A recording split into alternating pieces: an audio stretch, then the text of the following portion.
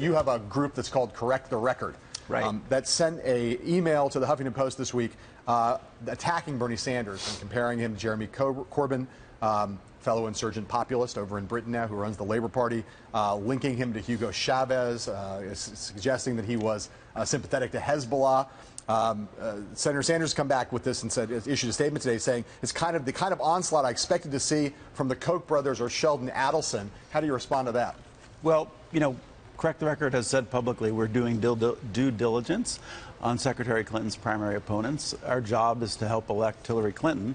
You're in the media. We move a lot of information around into the press about Republicans and also about Secretary Clinton's Democratic primary opponents. I don't think there's anything new or surprising about this. Senator Sanders has not said a negative word about Secretary Clinton so far. Secretary Clinton has not said a negative word about Senator Sanders so far. So what is it that makes you guys think it's now time to start comparing him to some of these people that you're comparing him to and associating him with some of these other very unsavory folks? Yeah, well, look, I think that there are at least three issues, from economic inequality to reining in Wall Street to campaign finance reform, that both Senator Clinton and Senator Sanders are out there campaigning on successfully. Yeah. But you're going to have to draw some contrast. This is a political campaign. Do you think Bernie Sanders resembles Hugo Chavez?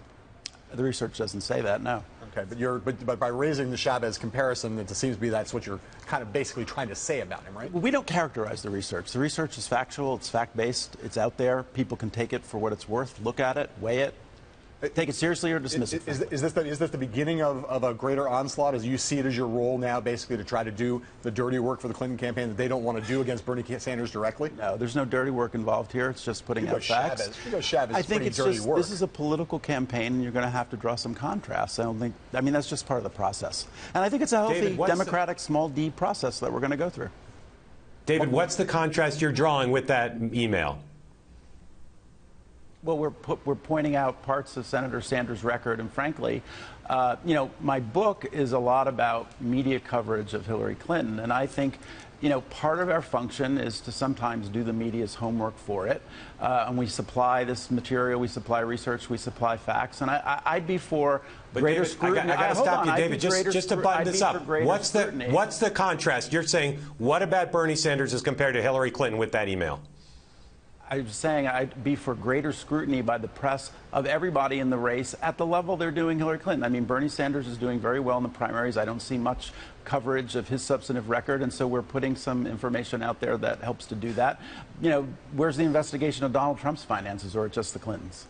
Let me ask you this, David. The last time you were on this show, we discussed, I was not here, Mark was talking to me about Hillary Clinton's emails. Sure. And the quote that you gave at that moment was, quote, Hillary Clinton handled her emails perfectly. Right. That was the quote. Yes.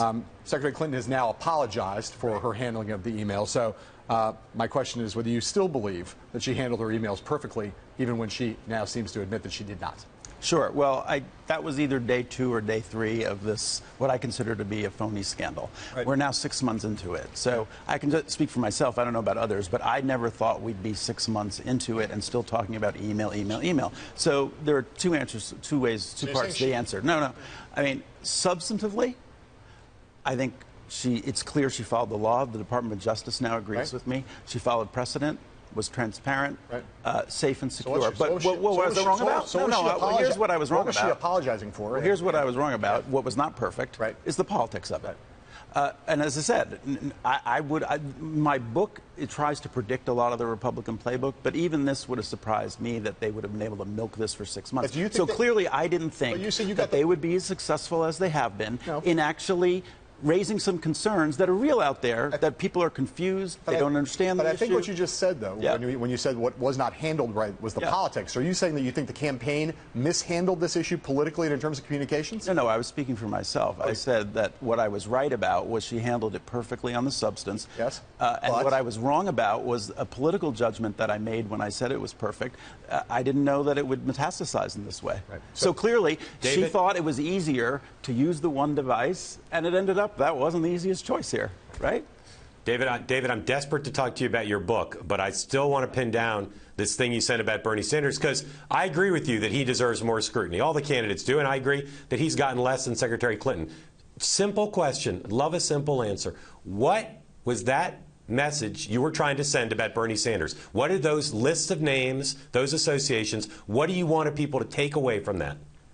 Mark, you know, when Democratic strategists come out in the media and talk about their strategy, nothing drives me crazier. And I'm not going to talk about the framing or the thought behind it. But you said it just speaks for itself. But you said that the point of it was to make a contrast. It is a contrast. So what is the contrast? I'm not making the contrast. I'm putting facts out. You're putting these and things out. People can draw their own conclusions from it. But you have no conclusions that you draw from. You're putting this research out. You're saying I'm here to provide a contrast. What is that contrast? Secretary Clinton is A and Bernie Sanders is B. What's the difference between A and B? I'm not going to characterize it. Okay. All right. Let me ask you this. David, Bernie Sanders is obviously upset by that email. Do you want to apologize to him? Gosh, no. This is just standard opposition research, Mark. Okay. You've seen it before, and you'll see it again. Okay. In the book, you write about what happened with your party's nominee in 2004, John Kerry, the so-called Swift voting, and suggest that there was political malpractice, that the campaign didn't defend himself enough. He didn't defend himself enough. Is it possible that you'll look back at this period in the Clinton campaign and say she and her campaign and you didn't defend her enough on the emails? I don't think so. No, I don't think so. We've been doing everything we can to defend her on those emails, as you know. Now, if some of it's not breaking through, you know, it's an uphill climb. It's a hard slog, but we're doing everything we can. You write in this book, you talk about everyone from the New York Times to a lot of different media organizations talk about how there is animus towards the Clintons, and there has been forever. For a while there, you were part of that animus when you were on the other side of the aisle. Yeah. What is it? You say she can be a unifying figure. Why, if there's so much institutional animus, why should we think if she's president of the United States that we're not just in for more bitterness and vitriol of the kind that you diagnose as happening over the last 20 years? Well, the institutional animus that I'm talking about is inside the New York Times. What I'm talking about in terms of Hillary Clinton being a unifying figure, I believe she's a unifying figure for the Democratic Party. She also has a history of working across the aisle with Republicans on certain issues in the Senate. I think she's the clear progressive champion for the Democratic Party, and that's why I write in the book that I don't necessarily see so much logic in a significant primary challenge to her, because she's been there on these issues. I wrote a book about this 20 years ago about her passionate progressive advocacy that goes back, you know the story. Yeah, I do. Way back. Hard to imagine, though, a world where the liberal New York Times and the conservative hate machine that you would call it give the way they feel that they're suddenly going to back off and say, give her time to govern. Well, yeah, I hope it's not really backing off. I just hope we get some fairer coverage.